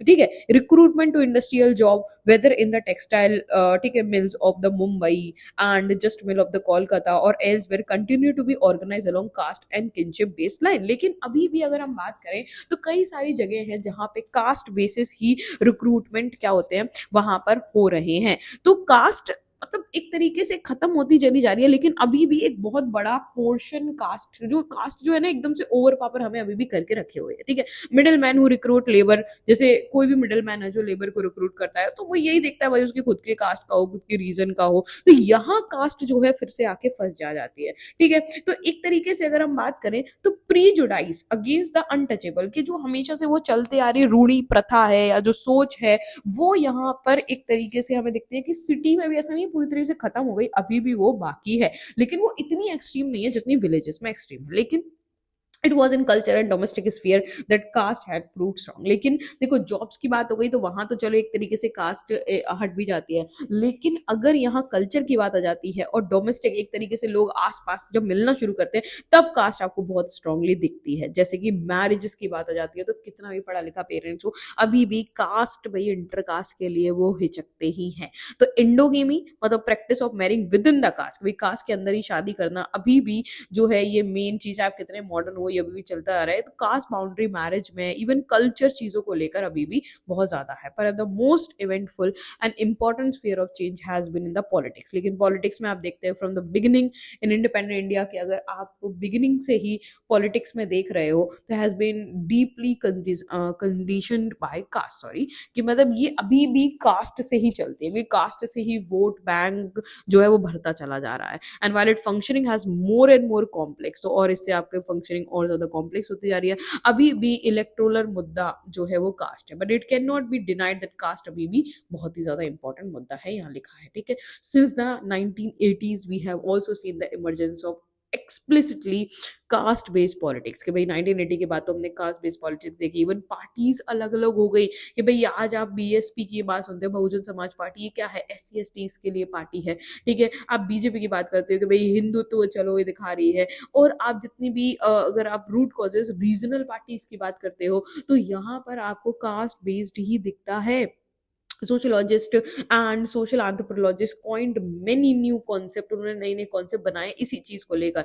जैसे सबसे ज्यादा इसमें जो कॉन्सेप्ट चलता है वो है Sanskritisation. What is Sanskritisation and dominant caste, ये दो जो टॉपिक है, मतलब आप जब सोसाइटी को देखते हो तो अभी भी आप ये देखते हो कि सोसाइटी में कास्ट एक बहुत इंपॉर्टेंट रोल प्ले कर रही है, जिसमें आप दो शब्द जैसे MN श्रीनिवासन जो एक बहुत बड़े सोशियोलॉजिस्ट हैं, उन्होंने ये संस्कृताइजेशन वर्ड दिया है। संस्कृताइजेशन मतलब क्या होता है कि एक प्रोसेस होती है जहां जो मिडिल या लोअर कास्ट के जो मेंबर होते हैं वो ऊपर वाली कास्ट के रिचुअल्स को क्या है अपनाना शुरू कर देते हैं। जो भी हायर कास्ट में चल रहा होता है वो लोअर कास्ट में हो रहा है। ठीक है, क्योंकि क्यों अपनाने, क्योंकि जो अपर कास्ट है वो एक डोमिनेंट कास्ट है, उसका डोमिनेशन चल रहा है। ठीक है, तो डोमिनेंट कास्ट वो होती है जो एक लार्ज पॉपुलेशन में होती है और उसके पास लैंड राइट्स होते हैं, मतलब प्रॉपर्टी होती है। तो इंडिपेंडेंस के बाद से यही कॉन्सेप्ट चलता आ रहा है। तो मतलब अगर हम बात करो तो एंशियंट टाइम में कास्ट थी, यस, शुरुआत वहां से हुई है। ठीक है, कॉलोनियल टाइम में कास्ट के खिलाफ भी बहुत चीजें हुई है, लेकिन कास्ट ने ही इंडिपेंडेंस लाई, मतलब यही सब लोग इकट्ठे होके हुए। लेकिन अगर हम इंडिपेंडेंस के बाद देखें तो अभी भी कास्ट कुछ गई नहीं है, बहुत सारे थिंग्स में कास्ट अभी भी यहाँ पे मैटर करती है। ठीक है, और इसी वजह से ये संस्कृताइजेशन शब्द आया कि भाई जो कास्ट सबसे ज्यादा है, जो सबसे ज्यादा पावर में है, लोग उसी की बात मानते हैं, उसी के अकॉर्डिंग चलना शुरू करते हैं। ठीक है, so the land reform took away right from the erstwhile claimant the upper caste who were absentee landlords in the sense of they played no part in agriculture economy other than claiming their rent. तो basically अगर हम बात करें तो आज तो वैसे land rights बहुत हद तक छीन लिए गए हैं, लेकिन वही होता था ना कि भाई जमींदार हमेशा से क्या किए हैं, परेशान ही किया है, उन्होंने हमेशा रेंट लिया है। They frequently did not live in village either, कि भाई अब देखो पहले क्या होता था, गांवों में जमींदार होते थे, उनकी पूरी प्रॉपर्टी होती थी, वो वहां रहा करते थे, उनसे पैसे लिया करते थे। अब वो चीज यहाँ नहीं बची है। लेकिन अब जो प्रॉपर्टी है सबसे ज्यादा वो अब ऊपर कास्ट वाले लोगों में आपको दिखती है, बट जो लैंड राइट है वो अभी भी अगर हम बात करें तो क्लेमेंट्स में अगर आप बात करोगे तो सबसे ज्यादा ऊपर वाली जिनके पास है। These intermediate caste in turn depend on the labour of the lower caste including specially untouchable for tilling and landing. तो अभी भी क्या होता है कि भाई जिसके पास प्रॉपर्टी है वो अभी भी नीचे वाले पे डिपेंड रहता है कि भाई वो उसको उसकी प्रॉपर्टी पे क्या है काम करे, ठीक है, जिस वजह से उस व्यक्ति के पास लैंड राइट आ जाते हैं, जिसकी वजह से उसके पास इकोनॉमिक पावर भी आ जाती है। तो बेसिकली इंडिपेंडेंस से पहले पावर थी, पर आज भी लोगों के पास क्या है, पावर है। और ये पावर कैसे आती है कि भाई कोई भी आपसे ऊंचा है वो नीचे वाले से काम करवाता है, तो जो ऊपर है वो डोमिनेंट बन जाता है, ठीक है। सो ये ही एक तरीके से बहुत बढ़ता चला जा रहा है देयर लार्ज नंबर, और इसी वजह से वो जिसको चुनेंगे भाई ये जो लोग हैं इनका एक नंबर बड़ा है, और जो उनको चुनेंगे उन्हीं की सरकार बनेगी। इसीलिए कंट्री में डोमिनेंट जो कास्ट है वो सबसे ज्यादा है, उनके पास पैसा बहुत ज्यादा है। जैसे अगर आप बात करोगे तो यादव बिहार के हो गए, उत्तर प्रदेश के हो गए, ठीक है, वो कलिगाज कर्नाटका के हो गए, रेड्डीज एंड खम्बन आंध्र प्रदेश के हो गए, मराठा महाराष्ट्र में हो गए, जाट पंजाब हरियाणा में हो गए, वेस्टर्न उत्तर प्रदेश में, पाटीदार गुजरात में। ये डोमिनेंट कास्ट है भाई, इनका नंबर सबसे बड़ा है, इनके पास जमीन बहुत ज्यादा है पहले से भी। भाई इंडिपेंडेंस के बाद थोड़ी छीन ली गई, लेकिन अभी भी उनके पास बहुत ज्यादा जमीन है, जिसकी वजह से ये डोमिनेंट है, और नीचे वाली कास्ट इन्हीं को फॉलो करती है, और कास्टिज्म इसीलिए बढ़ता चला जा रहा है।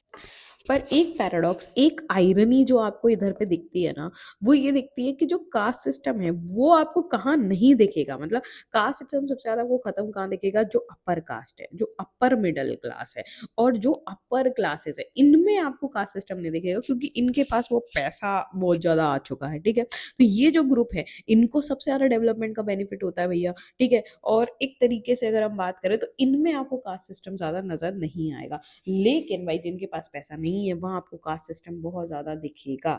There caste status has been crucially in ensuring that these group had necessary economic and educational resources take full advantage of the opportunity offered by rapid development. लेकिन इनके पास हमेशा से पैसा है, तो वही लूप इनके पास है कि भाई इनको एजुकेशन, रैपिड ग्रोथ, अपॉर्चुनिटी, सभी चीजों का इनकी स्टेटस की वजह से इनको क्या मिलता है, एक तरीके से पूरा का पूरा फायदा मिलता है। In particularly upper caste elite जो है, एलीट मतलब जो ऊपर के लोग हैं, were able to benefit from subsidies, public education, specially professional education in science, technology, medicine, management. कि भाई अपर कास्ट के लोगों को ज्यादा क्या होता है, फायदा होता है। At the same time they were able to take advantage, कि भाई वो एडवांटेज भी ले सकते हैं, जैसे जैसे पब्लिक सेक्टर जॉब्स बढ़ती चली जा रही हैं। In initially period they led over the rest of the society, ensure that they did not face any serious competition at their privilege status got consolidated in the second and third generation. Basically क्या है, शुरुआत के phase में तो इनके पास कोई competition नहीं था, इनकी वेल्थ भाई फर्स्ट सेकंड थर्ड जनरेशन में चली आ रही है। But certainly for the third generation of these group, अब उनको क्या कहता है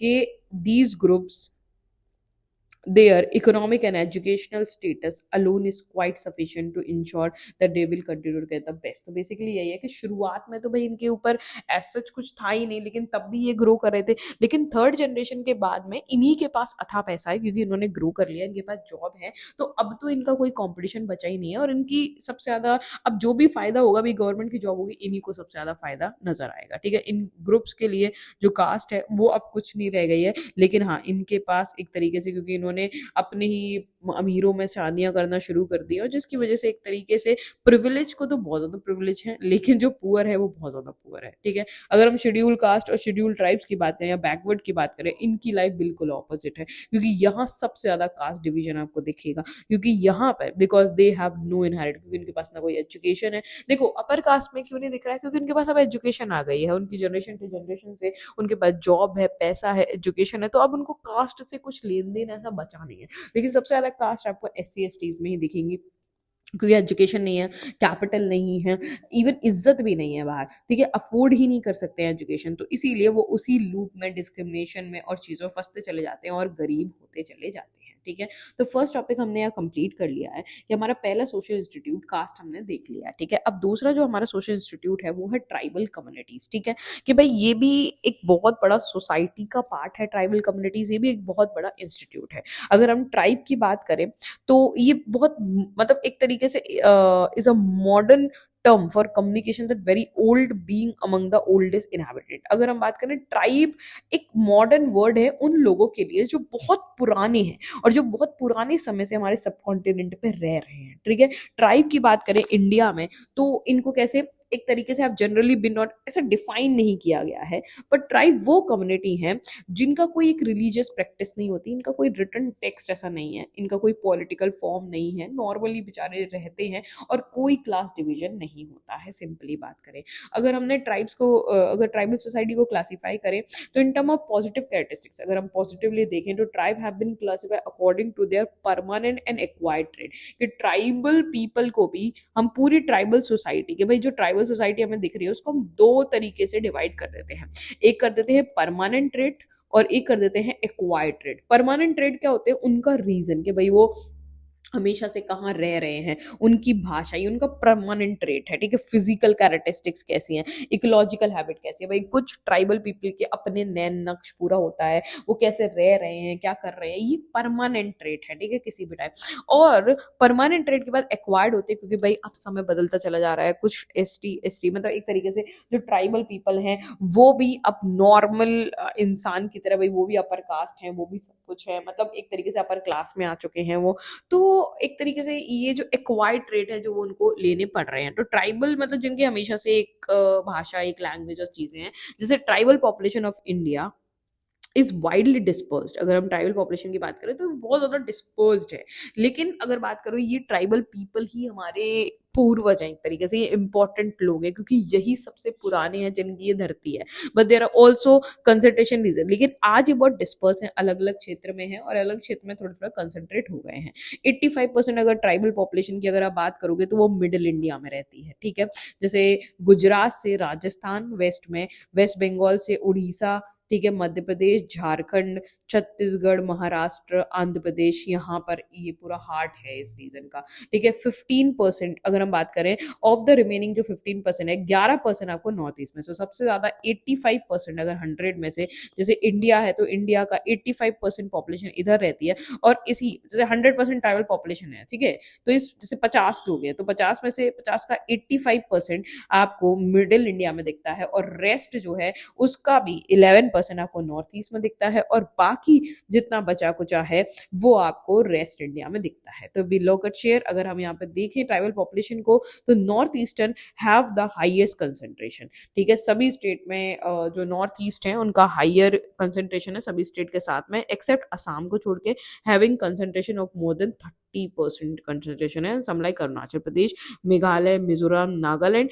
या मोर देन 60 और 90% पॉपुलेशन है। In rest of the country how the tribal population is very small, और बाकी जगह आप देखोगे ट्राइबल पॉपुलेशन इतनी ज्यादा नहीं है, ठीक है, लेस देन 12% ही है, एक्सेप्ट उड़ीसा और मध्य प्रदेश को छोड़ दिया जाए, तो यहाँ पे आपको उड़ीसा, मध्य प्रदेश, अरुणाचल प्रदेश, मेघालय, मिजोरम, ये आपको बहुत ज्यादा कंसंट्रेटेड एरिया दिखते हैं, ठीक है। अगर हम बात करें इन टर्म ऑफ लैंग्वेजेस, तो ये तो रीजन के हिसाब से हो गए। तो परमानेंट ट्रेड के हिसाब से जो हमने ट्राइबल पीपल को बांटा, एक तो रीजन कि भाई किस किस रीजन में रह रहे हैं, दूसरा भाषा के आधार पर भी। तो हमने ट्राइबल सोसाइटी दो तरीके की होती है, परमानेंट ट्रेड मतलब किस रीजन में रह रही है, ये हमेशा से रह रही है, और क्या भाषा है। तो भाषा के अकॉर्डिंग चार भाषाओं में हम इन सोसाइटी को, जो परमानेंट ट्रेड वाली सोसाइटी है, इनको हम चार कैटेगरीज में बांट देते हैं, ठीक है। चार कैन, टू ऑफ देम जिसमें इंडो आर्यन, द्रविडियन है, ठीक है, are shared by the rest of the Indian population as well, ठीक है। एंड ट्राइबल अगर हम बात करें तो tribe account for only 1% of former and about 3% of the latter. तो बेसिकली हम बात करें इंडो आर्यन और जो द्रविडियन है वो rest of the Indian population आपको दिख जाएंगे, जिसमें जो ट्राइब्स हैं वो 1% आपको इंडो आर्यन के दिखेंगे और 3% आपको द्रविडियन के यहाँ दिखेंगे, और बाकी दो लैंग्वेज हैं जैसे ऑस्ट्रिक और टिबेटो बुर्मन, ये सेकेंड ग्रुप है। और ये फिजिकल रेशियल टर्म में अगर देखा जाए तो ये कौन कौन से हैं, जैसे निग्रोटो हैं, ठीक है, ऑस्ट्रोलॉइड हैं, मोंगलॉइड हैं, द्रविडियन हैं, कैटेगरीज हैं, and the two are gain share the rest of the Indian population का इनका शेयर है, ठीक है, जिनका मतलब 80% है ये सेकंड ग्रुप, ठीक है। यहाँ पर तो in term of the size, अगर हम साइज की बात करें तो tribe vary deal ranging from about 7 million to some Andamanese island who में नंबर लेस देन 100%। तो देखो बेटा, ये आपको याद करना पड़ेगा, ये जो नंबर है आप एक टेबल बना के इनको याद करें कि अगर इनके साइज की बात करो तो इनका साइज जो है वो रेंज करता है, भी 7 मिलियन तक भी आपको दिख जाएगा, ठीक है, आइलैंड्स पे, और 100% भी आपको दिख जाएंगे कहीं कहीं पर, ठीक है। ठीक है। तो जब बिगेस्ट ट्राइब जो आपके यहाँ पे, जो आपको ट्राइब का नाम याद रखना है, वो है गोंड, भील, संथान, ओरियन, बिंडास। ये ट्राइब के नाम है जो आपको याद रखना है। तो बेसिकली आपको याद रखना है कि परमानेंट ट्रेड के बेसिस पे, पहले हमने ट्राइब को रीजन के हिसाब से बांट लिया, तो हमने देखा कि मिडिल इंडिया में 85% ट्राइब रहती है और बाकी के एरिया में आपको 15% दिख जाएगी, जिसमें 11% आपको मेघालय वगैरह वाले रीजन में जो आपको है वो नजर आएगी। ठीक है। उसके बाद हमने देख ला ट्राइब को लैंग्वेज के बेसिस पे, तो हमने इसको 4 कैटेगरीज में बांट के रखा है। ठीक है। उसके बाद हमने देख लिया कि जो ट्राइब है उनके साइज के अकॉर्डिंग, तो आपको कहाँ 7 मिलियन मिल जाएगा, कहाँ पे आपको 100 में मिल जाएगा। उसके बाद हमने देखा गोंड, भील, संताल, ओरियन, मीनास, बोडोस, मुंडास, ये सब क्या है, ये बहुत ज्यादा नंबर में हमारे यहाँ पे ट्राइब्स हैं। ठीक है, मिलियन में है। And the total population of tribe among about two 8.2% of the population of India है, मतलब 84 मिलियन अगर 2001 के सेंसस के अकॉर्डिंग देखा जाए। और अकॉर्डिंग टू सेंसस रिपोर्ट 2011 के according it is 8.6% of population है, मतलब 104 मिलियन आपको या ट्राइबल पर पर्सन यहाँ पे दिख जाएगा। तो ये आपको एक पूरा का पूरा क्या बनाना है, एक तरीके से इसका चार्ट बनाओ और रेडी करो और उसके साथ पढ़ो। ठीक है। नेक्स्ट, अगर ट्राइबल सोसाइटी को हमने एक्वायर्ड ट्रेड के बेसिस पे बांटा। एक्वायर्ड ट्रेड का मतलब क्या होता है कि क्लासिफिकेशन हमने क्या कि वो रहते कैसे हैं, मोड ऑफ लाइवलीहुड क्या है, एंड कैसे हिंदू सोसाइटी में इनका इनकॉर्पोरेशन होता चला जा रहा है। देखो, शुरुआत में भाई ट्राइब, परमानेंट ट्रेड उनका यही है कि उनके पास ट्राइब वो कैटेगरी है जो बहुत पुरानी है, उनका कोई रिलीजन धर्म नहीं है। पर धीरे धीरे क्या हो रहा है कि जैसे जैसे सोसाइटी ब्रॉड हुई, उन्होंने कुछ ट्रेड्स को एक्वायर्ड भी किया। ठीक है। और सोसाइटी में सोसाइटी की तरह वो रहने लगे। तो on the basis of livelihood, अगर हम लाइवलीहुड, क्योंकि देखो एक्वायर्ड ट्रेड दो होते हैं, एक लाइवलीहुड होता है और कितना हिंदू कल्चर में मिक्स है। ठीक है। तो लाइवलीहुड के बेसिस पे ट्राइब कैरेक्टराइज हैं कैसे कि भाई अब जो ट्राइब्स हैं उन्होंने अब जीवन यापन के लिए नई नई जॉब्स करना शुरू कर दिया, जैसे फिशरमैन बन चुके हैं, food gathering, hunter, shifting cultivator, पीज एंड प्लांटेशन, तो बहुत सारी चीजें यहाँ पे कर रहे हैं। ठीक है। डोमिनेंट क्लासिफिकेशन अगर हम बात करें बोथ इन एकेडमिक सोशियोलॉजी और पॉलिटिक्स में, जो हमने क्लासिफिकेशन यहाँ पे किया हुआ है वो हिंदू सोसाइटी में कितना मिल चुके हैं। एसिमिलेशन मतलब मिलना। तो assimilation can be seen either from the point of view of the tribe. तो ट्राइब के पॉइंट ऑफ व्यू से हम एसिमिलेशन यहाँ देखते हैं कि from the tribe point of view, अगर हम यहाँ पे ट्राइबल पॉइंट ऑफ व्यू को यहाँ देखें तो एक्सटेंड टूवर्ड हिंदू सोसाइटी में हम देख सकते हैं एक मेजर क्राइटेरिया है, जिसकी वजह से धीरे धीरे मतलब क्योंकि यहाँ पे मतलब क्या है, मिलते चले जा रहे हैं। From the mainstream point of view tribe में be viewed in term of the status according to Hindu society. और भाई आजकल तो हिंदू सोसाइटी के अकॉर्डिंग ही जो ट्राइबल है उनके क्या होते हैं, स्टेटस यहाँ पर होता है। क्यों होता है भाई, क्योंकि धीरे धीरे अगर हम बात करें तो ये सोसाइटी जैसे जैसे बनती चली गई, ये एसिमिलेट होते चले गए। तो अब बेसिकली हम ट्राइबल लोग भी मतलब एक तरीके से जो हिंदू कल्चर है उसको फॉलो करते हैं वैसे। ठीक है। उन्हीं के अकॉर्डिंग जो है उनका धर्म सब कुछ उन्होंने बदल दिया है। ठीक है। तो अगर हम बात करें तो हम यहाँ ट्राइब की बात कर रहे हैं और हमने ट्राइब को जाना कि भाई ट्राइब सोसाइटी को हमने दो तरीके से बांटा, उनके परमानेंट ट्रेड के हिसाब से। परमानेंट ट्रेड उनके क्या क्या है, तो उनकी भाषा, उनका रीजन, ठीक है, ये उनके परमानेंट ट्रेड है, कितना कहाँ रह रहे हैं वो। और अगर हम एक्वायर्ड ट्रेड की बात करें तो लाइवलीहुड कि भाई कुछ चीजें उन्होंने अपने जीवन के लिए, जैसे लाइवलीहुड भाई उनको सर्वाइव करना है तो कुछ काम तो करना पड़ेगा, और हिंदू सोसाइटी में कितना वो, तो ये उनका एक्वायर्ड ट्रेड है कि अगर कोई ट्राइबल पॉपुलेशन हिंदू है तो वो इनका क्या है, एक्वायर्ड ट्रेड यहाँ पर है। Next, tribe career of a concept कि भाई अब ट्राइबल पीपल के बारे में कि भाई पास्ट से लेकर प्रेजेंट तक क्या चलता आ रहा है। ठीक है। तो अगर हम बात करें 1960 में scholar debated whether tribe should be seen as one end of a continuum with the caste based Hindu peasant society और whether they were an altogether different kind of community. तो हमेशा से 1960 से ये चलता आ रहा है कि भाई ट्राइबल पीपल को कहाँ रखा जाए, एक तो इनको क्या हिंदू सोसाइटी में रखा जाए या फिर इनको अलग से एक कम्युनिटी बनाया जाए। ठीक है।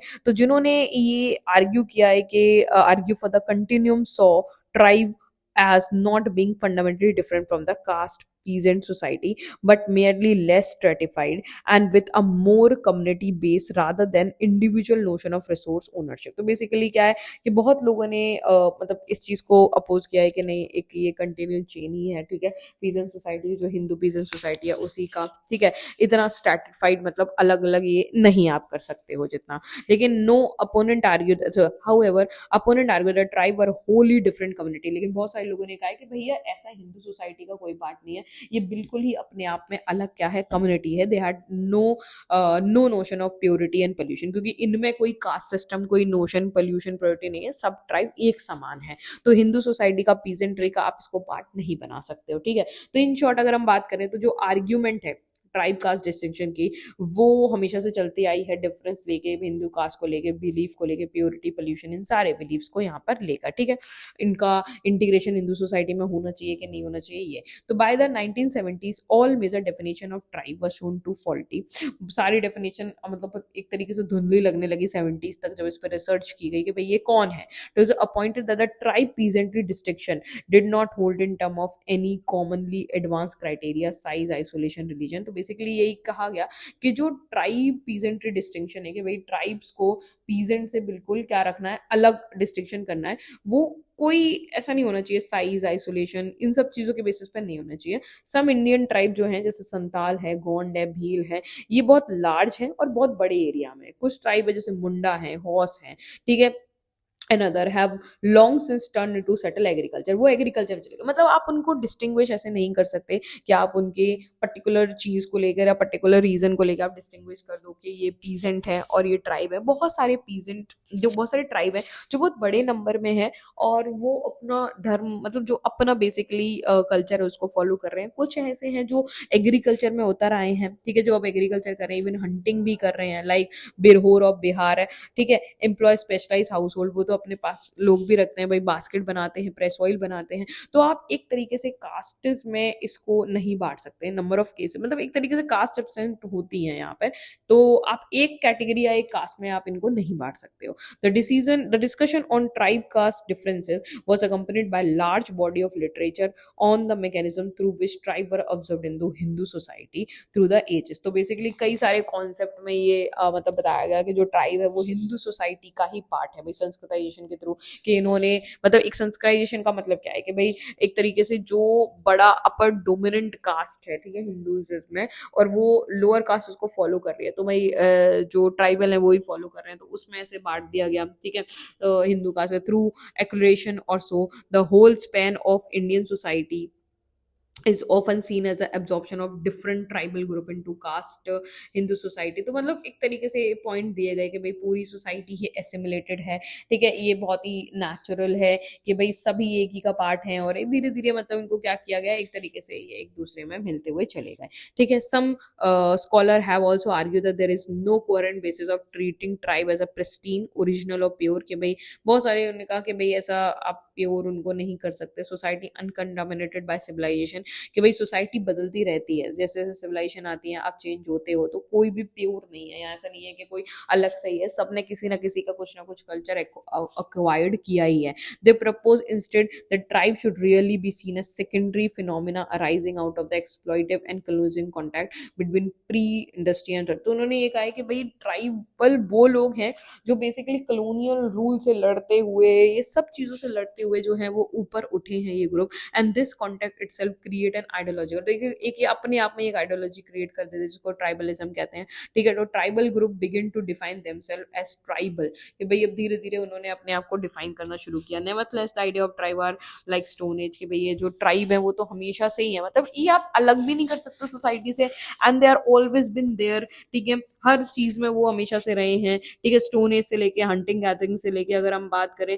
तो कई सारी चीजें। To begin with Adivasi were not always oppress group, के भाई हमेशा से ये ऑप्रेस ग्रुप नहीं थे, धीरे धीरे कॉलोनियल रूल आया, ठीक है। बहुत सारे किंगडम्स है जो आपको ट्राइबल किंगडम दिखेंगे, जैसे गोंड किंगडम दिख जाएगा आपको सेंट्रल इंडिया में, ठीक है, सच एज द ग्रह मंडल और चंदा, many of the so called Rajput kingdom जो है सेंट्रल और waste India eventually emerge through, तो वो भी इसी प्रोसेस से आए हैं। तो हाउ कैन यू डिफाइन कि ये अलग है, इनका अलग वो चीज है। They also carve special trade niche, भाई उनका भी अपना एक नीश था। The capitalist economy drive to exploit forest resources, लेकिन धीरे धीरे कैपिटलिस्ट इकोनॉमी ने इनको क्या कर दिया, एक तरीके से इनकी चीजों को छीनना शुरू कर दिया, और इस वजह से ही उनको चीप लेबर मिल जाती थी। तो इनको एक तरीके से लॉन्ग, मतलब एक लंबे समय तक अगर हम बात करें तो broad tribal society in contact with main stream society, तो एक तरीके से कॉन्टेक्ट में रखा। तो बेसिकली ये बताया जा रहा है कि जो ट्राइबल हैं वो ऐसा भी नहीं है कि वो स्टोन एज से हमेशा से ही चले आ रहे थे, लेकिन जैसे ही कैपिटलिज्म आया उनको उस चीज में ढाल दिया गया, तो वो ना अपने ही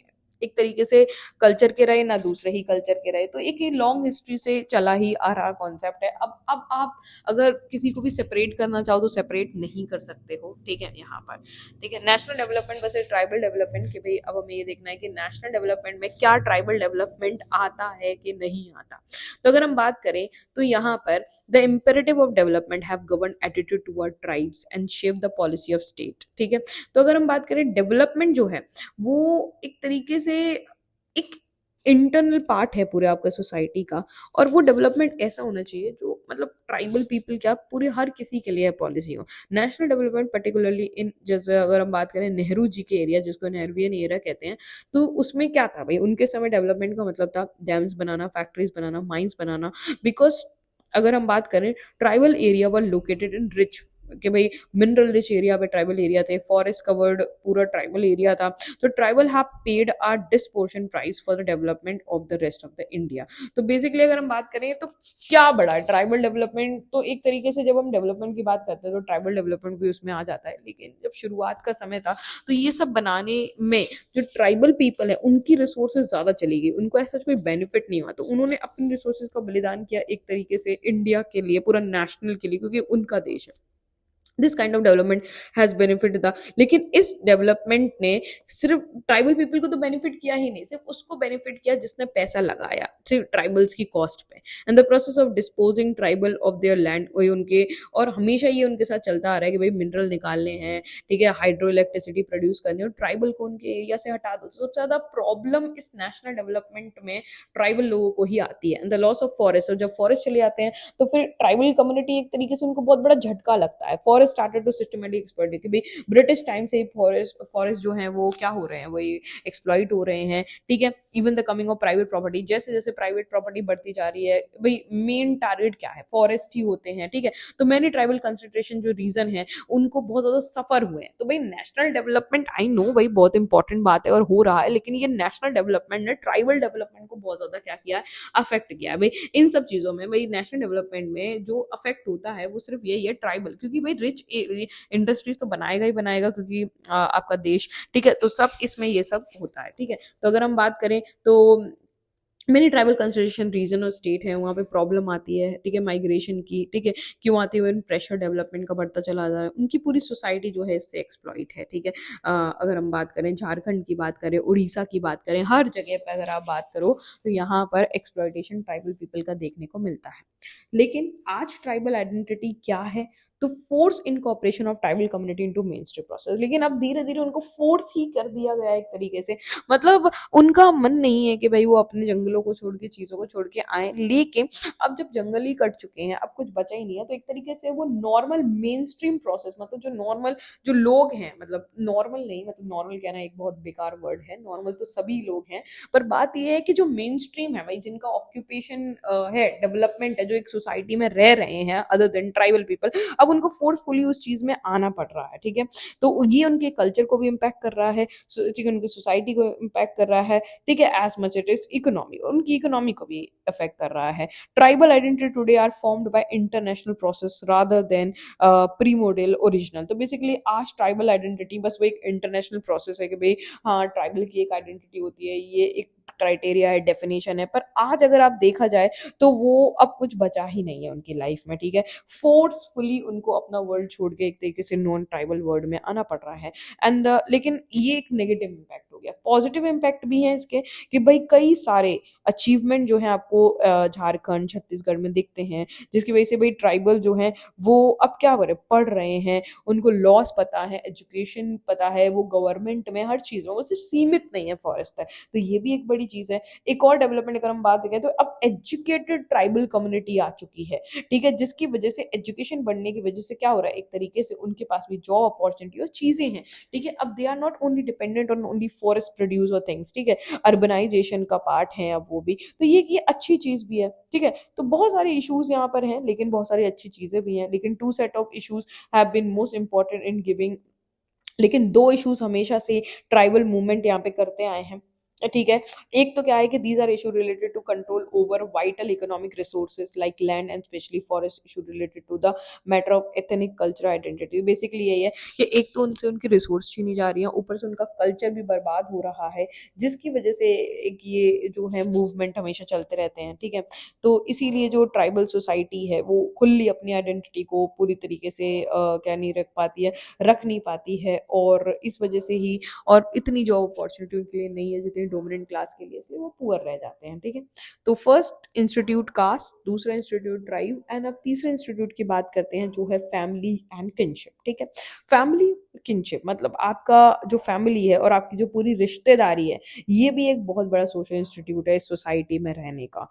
कि अगर हम बात करें, हर कोई एक फैमिली में पैदा होता है। ठीक है, हर कोई एक फैमिली से जुड़ा हुआ होता है, कोई पूरी family, parent, grand parent, Shivling, uncle, aunty सबसे मिला होता है, और किसी के पास एक पेरेंट है, तो न्यूक्लियर फैमिली और जॉइंट फैमिली दोनों ही। ठीक है, अगर हम बात करें तो फैमिली में सबके पास मतलब एक वार्मथ और केयर का कंसर्न भी मतलब एक तरीके से है, लेकिन बहुत सारी कॉन्फ्लिक्ट, इनजस्टिस, वायलेंस भी दिखते हैं। समटाइम फैमिली में आपको फीमेल इन्फेंटिसाइड दिखते हैं कि भाई जो अगर बच्ची छोटी मतलब अगर लड़की है तो उसको मार डालो। ठीक है, लीगल डिस्प्यूट भी दिखते हैं, तो कई सारी चीजें हैं, लेकिन फिर भी लव, प्यार, झगड़े एक ऐसा इंस्टीट्यूट है जो आपको हर इमोशन दिखाता है। स्ट्रक्चर ऑफ फैमिली अगर हम बात करें सोशल इंस्टीट्यूशन में, तो हम कैसे पढ़ते हैं कि भाई फैमिली दो तरीके की होती है, न्यूक्लियर भी होती है और एक्सटेंडेड भी होता है, जिसको हम जॉइंट फैमिली कहते हैं, दैट इज एक्सटेंडेड फैमिली। ठीक है, जिसमें अगर हम बात करें फैमिलीज में और भी चीजें, भाई कहीं मेल हेड है, कहीं फीमेल हेडेड फैमिली होती है। ठीक है, तो ये किस पे डिपेंड करता है कि भाई आप मेट्रिलिनी को फॉलो कर रहे हो या पेट्रिलियन को। मतलब मेट्रिलिनी मतलब आप फीमेल डिसेंडेंट को गिन रहे हो। ठीक है, पेट्रिलिनी का मतलब सिर्फ सन। ठीक है, सन को आप तवज्जो दे रहे हो, मतलब फादर साइड से आप गिन रहे हो चीजों को। ठीक है, so the internal structure of family अगर हम बात करें, तो वो एक तरीके से इकोनॉमी की तरह होता है। मतलब जैसे आपका कंट्री चल रही है, वैसे ही एक आपकी फैमिली चल रही होती है। इकोनॉमी, पॉलिटिकल, इकोनॉमिक, कल्चर, हर चीज को आपको संभालना होता है। ठीक है, and thus the migration of a man from a village to Himalaya can lead us unusual proportion of women headed family in the village.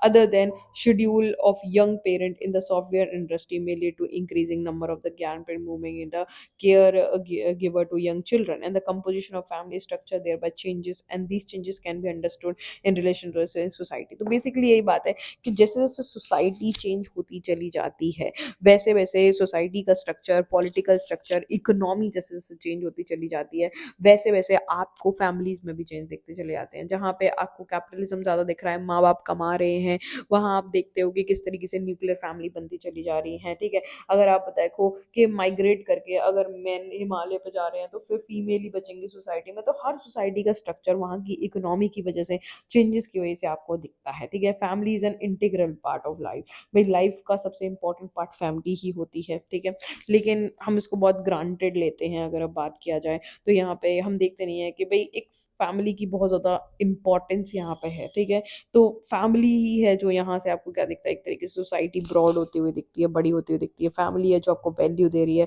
Culture, idea, norm सिखा रही है। तो फैमिली एक बहुत इंपॉर्टेंट पार्ट प्ले करती है। ठीक है, लेकिन धीरे धीरे इंडिया में भी अगर हम बात करें, तो अब ये जो एक्सटेंडेड न्यूक्लियर फैमिली का कॉन्सेप्ट बहुत आ चुका है। पहले सिर्फ एक्सटेंडेड फैमिली ही इंडिया में हुआ करती थी, पर धीरे धीरे न्यूक्लियर फैमिली बेसिकली सिर्फ जो पेरेंट्स और चिल्ड्रन होते हैं उनको कहा जाता है, और एक्सटेंडेड फैमिली क्या होती है, बड़ी फैमिली, जॉइंट फैमिली को कहा जाता है।